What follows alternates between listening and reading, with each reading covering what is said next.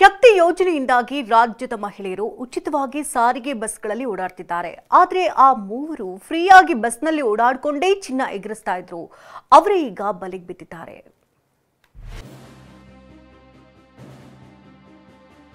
Seat ಸಿಗೋದಿರ್ಲಿ, ನಿಲ್ಲೋದಕ್ಕೂ ಜಾಗವಿಲ್ಲ.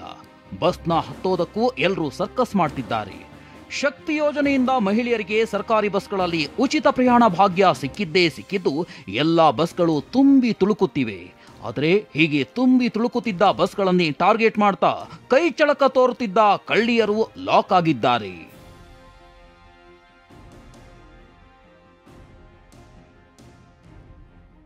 ಶಕ್ತಿ ಯೋಜನೆಯಡಿ ಫ್ರೀಯಾಗಿ ಬಸ್ನಲ್ಲಿ ಓಡಾಡಿಕೊಂಡು ಕಳ್ಳತನ. ಸಾರಿಗೆ ಬಸ್ನಲ್ಲೇ ಚಿನ್ನ ಕದಿಯುತ್ತಿದ್ದ ಮೂವರು ಚೋರಿಯರು ಲಾಕ್. ಮಳ್ಳಿಯರಂತೆ ನಿಂತಿರೋ ಈ ಮೂವರ ಹೆಸರು ಭಾಗ್ಯಶ್ರೀ, ಬುಡುಗುಬಾಯ್ ಹಾಗೂ ಅನುಬಾಯ್. ಕಲಬುರಗಿ ಮೂಲದ ಇವರ ಕೆಲಸ ಏನ್ ಗೊತ್ತಾ? ಕಲಬುರಗಿಯಿಂದ ರಾಯಚೂರು, ಬಳ್ಳಾರಿ ಸೇರಿದಂತೆ ಬೇರೆ ಜಿಲ್ಲೆಗಳತ್ತ ತೆರಳುವ ಸಾರಿಗೆ ಬಸ್ಗಳನ್ನ ಹತ್ತುತ್ತಿದ್ರು. ಉಚಿತವಾಗಿ ಬಸ್ನಲ್ಲಿ ಓಡಾಡ್ತಿದ್ರು. ಮಹಿಳಾ ಪ್ರಯಾಣಿಕರನ್ನ ಟಾರ್ಗೆಟ್ ಮಾಡ್ತಿದ್ರು. ರಶ್ ಇದ್ದಾಗ ಸಹಾಯ ಮಾಡೋದಾಗಿ ನಾಟಕ ಆಡ್ತಿದ್ರು.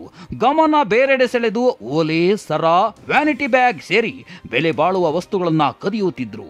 ಬಳಿಕ ನೆಕ್ಸ್ಟ್ ಸ್ಟಾಪ್ನಲ್ಲಿ ಸೈಲೆಂಟ್ ಆಗಿ ಇಳಿದು ಎಸ್ಕೇಪ್ ಆಗಿದ್ರು. ಕುಬಾತ್ರ ಬಾಯ್ ಅಂತ, ಅನುಬಾಯ್ ಮತ್ತು ಭಾಗ್ಯಶ್ರೀ ಅಂತ ಇವರಿಷ್ಟು ಜನ ಮಂಗರವಾಡಿ ಅಂತ, ಸುಂದರನಗರ, ಕಲಬುರಗಿ ಈ ಭಾಗದವರು.